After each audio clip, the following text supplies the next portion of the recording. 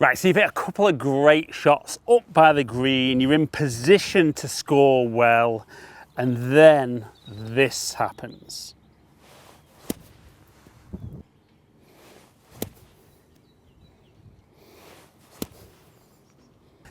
Now there's nothing worse, is there, than hitting that one where you feel if my divot had kept going there, the divot had gone further than the golf ball.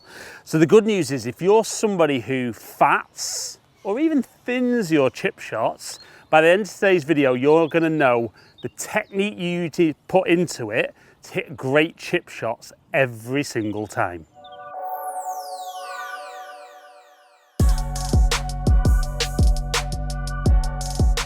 Right, so if you're one of those golfers, like I said, who fats and thins their chip shots, let's look at maybe the two possible things that you tend to do, which make it incredibly difficult for you to strike the ball how you want.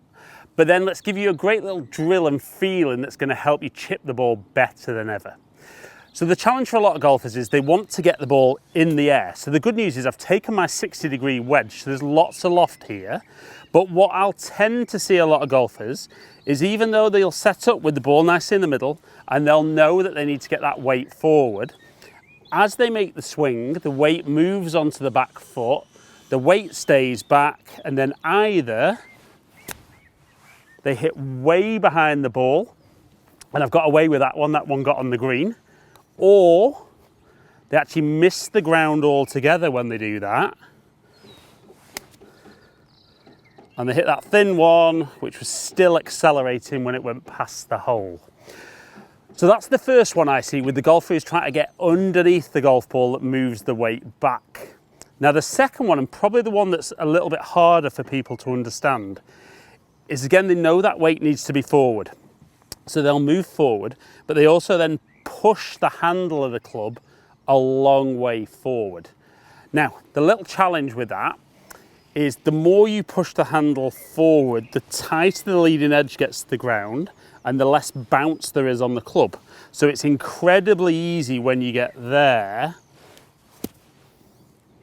that like we saw at the start of the video, the club just digs into the ground, all the momentum goes and the ball goes nowhere. But again, equally with that golfer, what they can do is almost top it because the club's moving so steeply into the golf ball. So what we need to understand is we need our weight to be forward, but we still want the club to be moving fairly shallow through the bottom, and we'd like to use the bounce of the club much better. So the first thing I would say is we're going to set up with the ball in the middle. We're then going to feel that not too much shaft lean, so the club almost straight up. And the way we're going to get that pressure left and stay left is we're going to take our trail foot away so that our weight can't move at all. So you'll see there my sternum's more over my front foot, not much shaft lean, and then just from there try and feel that putting stroke.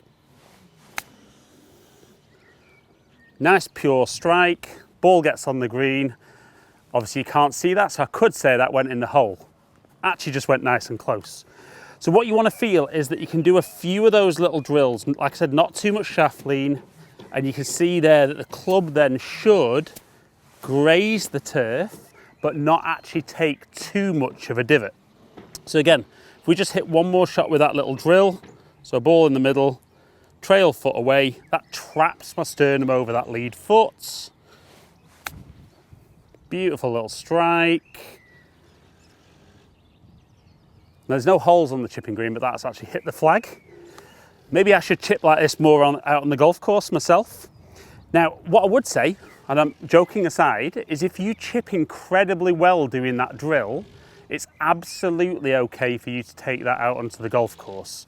But if not, we're then going to set up, weight across onto that lead side, feel that we trap the weight on that side, make the swing, the strike's absolutely pure, and that one gets down by the flag.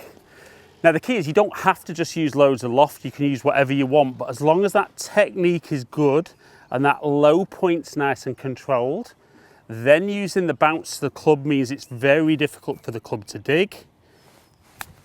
And the more of those little chip shots you hit, you'll get a little bit more belief in what you're doing. you'll see a massive improvement in the results, therefore the confidence goes up.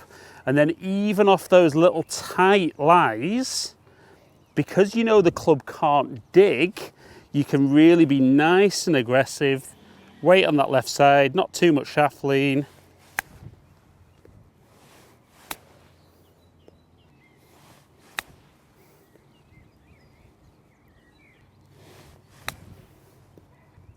Strike it pure, and even with the one that isn't great, it's nice and close and giving myself a chance for a one putt.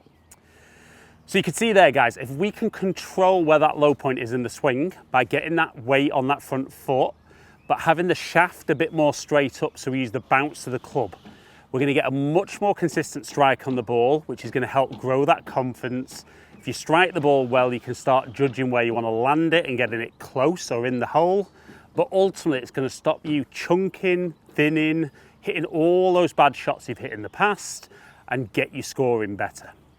So guys, hope you've enjoyed today's video. If you have, like it and share it. Comment below, I'll get back to as many people as I can. If you enjoyed today's video and you don't currently subscribe, I'd love it if you hit the button below, ring the notification bell, and then you'll find out whenever I drop a new video. Follow me on all my social media platforms, all under Ali Taylor Golf. Hopefully catch up with you guys down here soon. Stay in contact.